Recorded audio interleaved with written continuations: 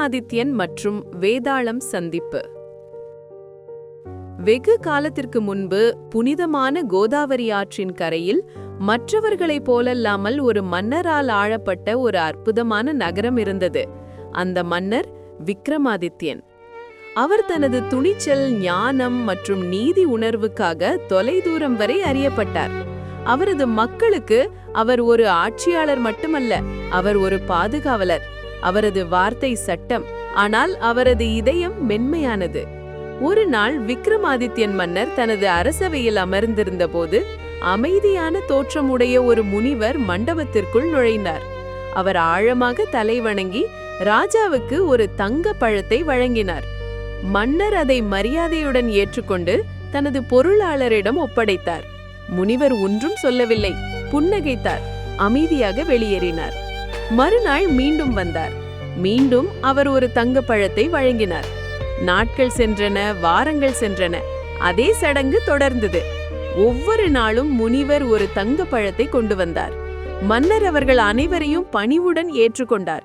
இருப்பினும் அதன் பின்னணியில் இருந்த காரணத்தை அவரால் புரிந்து கொள்ள முடியவில்லை. ஒரு பிரகாசமான காலையில் விக்ரமாதித்யன் மன்னர் தனது தோட்டத்தில் உலாவிக் கொண்டிருந்த போது அரண்மனையின் சுவரில் ஒரு குரங்கு அமர்ந்திருப்பதை கவனித்தார். ஆர்வத்தின் காரணமாக அவர் தங்க பழங்களில் ஒன்றை அதில் வீசினார். குரங்கு பழத்தில் கடித்தது. திடீரென்று கிளிங், ஒரு பிரகாசிக்கும் ரத்தினம் உருண்டு வந்து சூரிய ஒளியில் பிரகாசித்தது. ராஜாவின் கண்கள் விரிந்தன. அவர் தனது பொருளாளரிடம் விரைந்து, முனிவர் கொடுத்த அனைத்து பழங்களையும் என்னிடம் கொண்டு வாருங்கள் என்றார். அவர்கள் அவற்றை ஒவ்வொன்றாக திறந்தபோது ஒவ்வொரு பழமும் உள்ளே மறைந்திருந்த ஒரு விலைமதிப்பற்ற ரத்தினத்தை வெளிப்படுத்தின. நீதிமன்றம் அதிர்ச்சியில் மூச்சு திணறியது. ஆனால் மன்னர் விக்ரமாதித்யன் உன்னதமானவர் மற்றும் இரக்கமானவராய் இருந்ததால் அனைத்து ரத்தினங்களையும் ஏழை மற்றும் தேவைப்படுபவர்களுக்கு நன்கொடையாக வழங்கினார். இருப்பினும் அவரது மனதில் ஒரு கேள்வி நீடித்தது. இந்த மர்மமான முனிவர் யார்? அவரது விசித்திரமான பிரசாதத்தின் பின்னணியில் இருந்த பொருள் என்ன? மறுநாள் முனிவர் மீண்டும் தோன்றிய போது மன்னர் அவரை வரவேற்று, புனிதரே, உங்களின் நோக்கத்தை அறியாமல் நான் ஏற்றுக்கொள்ள முடியாத அளவிற்கு உங்கள் பரிசுகள் விலைமதிப்பற்றவை. தயவு செய்து சொல்லுங்கள், நீங்கள் என்னிடம் என்ன தேடுகிறீர்கள்? முனிவர் சிரித்து, வலிமையான மன்னர் விக்ரமாதித்யனே, நான் செல்வத்தையோ புகழையோ நாடவில்லை. ஒரு புனிதமான பணிக்கு எனக்கு உங்கள் தைரியம் தேவை.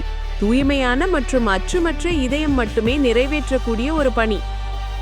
மன்னர் தயக்கமின்றி, நான் என்ன செய்ய வேண்டும் என்று சொல்லுங்கள் என்றார். முனிவர் ஒரு தாழ்ந்த நிலையான தொனத்தில் பேசினார். அடுத்த நிலவில்லாத நிறவில் உங்கள் நகரத்தில் இருந்து 20 மைல் தொலைவில் உள்ள ஆழ்ந்த காட்டில் தனியாக பயணம் செய்யுங்கள். அங்கே பழங்கால ஆலமரத்தின் கீழே நான் காத்திருப்பதை நீங்கள் காண்பீர்கள். தனியாக வாருங்கள், நான் சொல்வதை செய்யுங்கள் என்றார். அந்த நிரவு வந்தது. இருளும் அமைதியும், வானத்தில் ஒரு நட்சத்திரம் கூட இல்லை. மன்னர் விக்ரமாதித்யன் ஒரு அங்கியில் தன்னை மூடிக்கொண்டு அசைக்க முடியாத உறுதியுடன் காட்டிற்குள் புறப்பட்டார். மரங்கள் காற்றில் கிசுகிசுத்தன. காற்று அடர்ந்ததும் அமைதியாகவும் இருந்தது. ஆனால் தைரியமான மன்னர் படிப்படியாக நடந்து சென்றார், அவரது தைரியத்தின் மங்கிய ஒளியினால் மட்டுமே வழிகாட்டப்பட்டு. இறுதியில் ஆலமரத்தின் நிழலில் முனிவர் வாக்குறுதியபடி காத்திருந்தார். முனிவரின் குரல் அமைதியான காற்றில் எதிரொலித்தது. விக்ரமாதித்யன் மன்னரே, உங்கள் சோதனை இப்போது தொடங்குகிறது. இந்த காட்டின் தெற்கே ஒரு பழைய புளிய மரம் இருக்கிறது. அதன் கிளையில் இருந்து ஒரு சடலம் தலைகீழாக தொங்குகிறது. அந்த சடலத்தை என்னிடம் கொண்டு வாருங்கள் என்றார். ஒரு வார்த்தை கூட பேசாமல் விக்ரமாதித்யன் மன்னர் தலை அசைத்து மீண்டும் நடக்கத் தொடங்கினார். காடை இருண்டது. ஆந்தைகள் கூவின. அவரது கால்களுக்கு அடியில் உலர்ந்த இலைகளின் சத்தம் கேட்டது.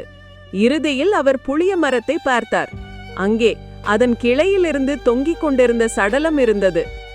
மன்னர் மேலே ஏறி கயிற்றை வெட்டினார். உடல் ஒரு துடிப்புடன் தரையில் விழுந்தது. திடீரென்று மன்னர் கொஞ்ச நேரம் உறைந்து போனார். பின்னர் உறுதியாக நின்றார். சடலம் எழுந்து உட்கார்ந்து பேசியது. நான் வேதாளம், இந்த உடலில் வாழும் ஆவி. சொல்லுங்கள் ராஜா, விக்ரமாதித்யன், நீங்கள் ஏன் என் ஓய்வை இடையூறுபடுத்தினீர்கள் என்றது. விக்ரமாதித்யன் அமைதியாக பதிலளித்தார். ஒரு முனிவர் என்னை உங்களிடம் அழைத்து வர சொல்லியிருக்கிறார். ஆ, ஓ, நீங்கள் தேர்ந்தெடுக்கப்பட்டவர். நல்லது. உங்களால் முடிந்தால் என்னை அழைத்துச் செல்லுங்கள். ஆனால் இதை நினைவில் வைத்துக் கொள்ளுங்கள், நமது பயணம் நீண்டது. நேரத்தை செலவிட நான் உங்களுக்கு கதைகள் சொல்வேன். ஆனால் இங்கே என் நிபந்தனை, நாங்கள் எங்கள் இலக்கை அடைவதற்கு முன்பு நீங்கள் பேச உங்கள் வாயை திறந்தால் நான் மீண்டும் இந்த மரத்திற்கு பறந்து செல்வேன் என்றது.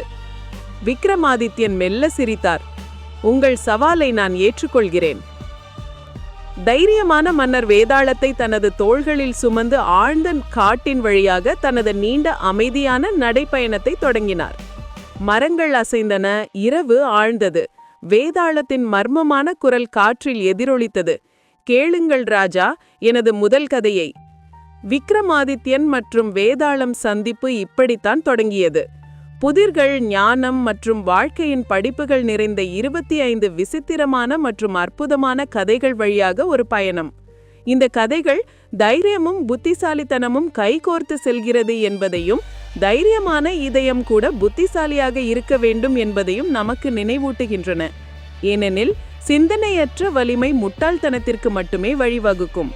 ஆகவே நினைவில் வைத்துக் கொள்ளுங்கள், விக்ரமாதித்யன் மன்னரைப் போல உங்கள் சவால்களை தைரியமும் தெளிவுடனும் எதிர்கொள்ளுங்கள். உண்மையான வெற்றி பேய்களை எதிர்த்து போராடுவதில் இல்லை, ஆனால் நமக்குள் இருக்கும் பயத்தையும் அறியாமையையும் வெல்வதில்தான் இருக்கிறது.